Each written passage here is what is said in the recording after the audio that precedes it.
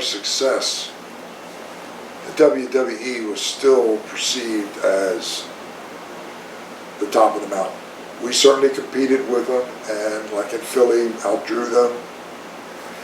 And it was a chance to tell you, and I don't know which happens in the business. Somebody calls somebody, you know, even if they're under contract, and like their contracts either expire or whatever, because that's what happened with me too. My contract had expired right when Turner won, and Barnett was there. And, oh, we need to get your contract taken care of again. And somebody, Tully called me. They weren't up there 2 weeks, and said, Pat, Vets are doing all the booking and 3 tours a night, and they need help. And a lot of good things are being said about you. I don't know what your situation is, if you're happy there or what, but if you make a phone call here, I know how highly they think of you. And that opened the door for me to eventually go there. But prior to that, Tully and Arn, whoever that conversation happened, we're going to have a chance to go where everybody at some point wanted to be, and to be managed by Bobby the Brain Heenan as the Brainbusters. And they went up there and they did okay, but I think in the end it wasn't maybe everything. Sometimes be careful what you wish for, that it's not everything that you see from the outside, and when you're actually there. And after a period of time, they were ready to come back to where they had maybe a better comfort level. That happens a lot in the business. Was Dusty still the head booker when you left WCW or NWA to go to WWE? It was right when Turner bought the company. And in the due diligence process, because they had higher-ups that interviewed all the key people when they came and interviewed me. And the feedback was that the Turner people had deep, deep pockets. And even though Crockett's were successful, certainly didn't have the financial depth and resources that the Turner organization had. They had an ice truck, but Turner had state-of-the-art equipment.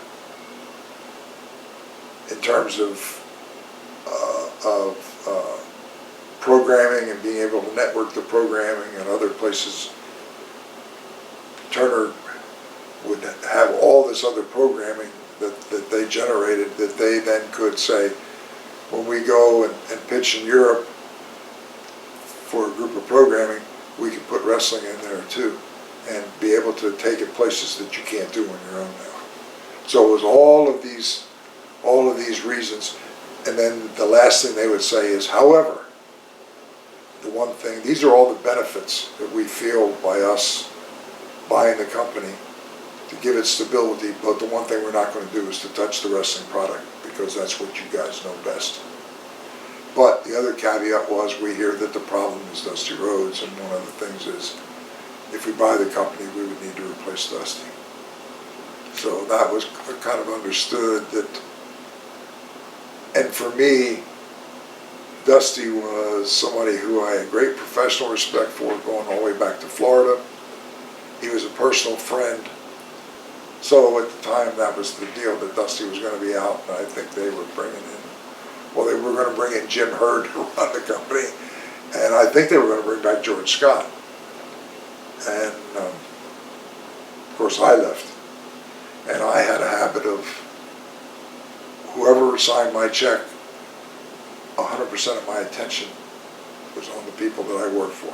I never looked at the other program, never had an influence whatever decisions I was making with the people that I was working for.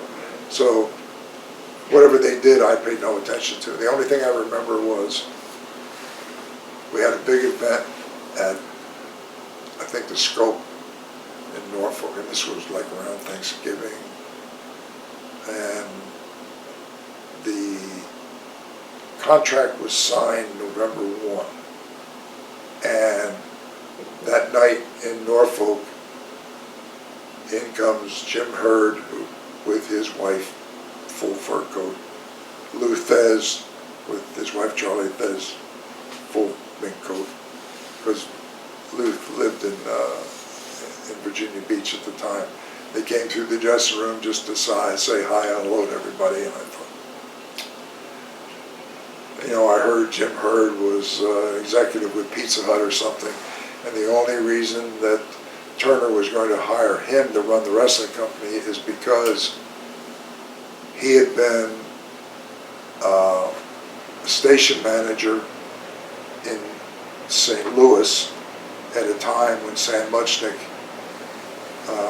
ran that promotion, and that Hurd and Sam Muchnick were friends, and they thought, oh, he's one of us. He's a broadcast guy, but he knows wrestling. He's got contacts in the wrestling business too. And I just, being around Hurd just very little bit, I had trouble making that connection. So when I got the call from Tully, the meeting was set up just prior to Christmas. Went to New York with my wife to do a little shopping, and arrangements were made for a car to come in to pick me up and take me to Vince's home and meet privately where nobody even knew I was there. And I met Vince, and I didn't have a contract, so he wasn't violating any contract, and he was late coming in. He had came in, still hadn't even taken the makeup off from whatever he was doing with voiceovers and stuff, and he came in, apologized for being a few minutes late, and he said he wanted to meet with me and that needed help. I heard all these good things about me, and he said, however, I'm not interested in you as a talent. I'm interested in you walking off camera. I want you full-time for your creative input and for your, I understand you're a detail person. We need that. We need somebody that pays attention to details. And he said, we talked about compensation, and I didn't want to take I realized walking off camera, it's different when you're not a performer, but I didn't want to take a huge step back. So the number I threw out there, Vince didn't blink. And I thought, well, I can't have special attraction matches with Precious Paul Ellering for the rest of my life. So this was a good, I was like 44 years old. I thought, yeah, maybe this is the time. One door in life opens as another closes behind you. And Vince said, and I wasn't married yet. We were seeing each other and got married later that year. And I said, let me talk to her.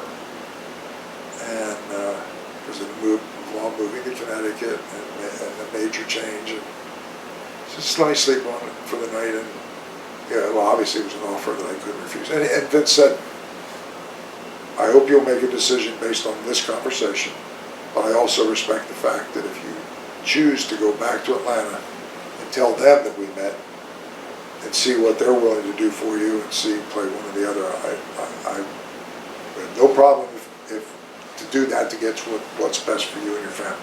Though I would hope you would consider my offer on its merits alone, which is what I ended up doing. Called him the next day and said, I'll take your offer. And I took like a couple weeks off and started there on the 1st of February. What was the NWA's reaction to you leaving? I don't remember, other than I did a lot of things that there weren't backups for. And this is just things that I instinctively did. Every TV show I timed the TV.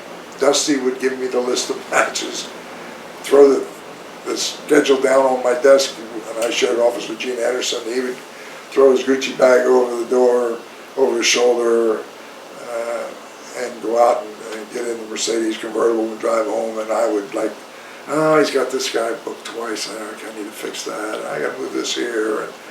And then I would actually time all the shows. So again, it was the details.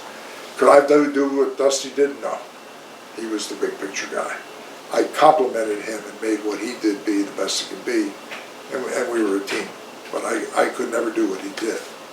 And we just had a collaboration that was very, very successful.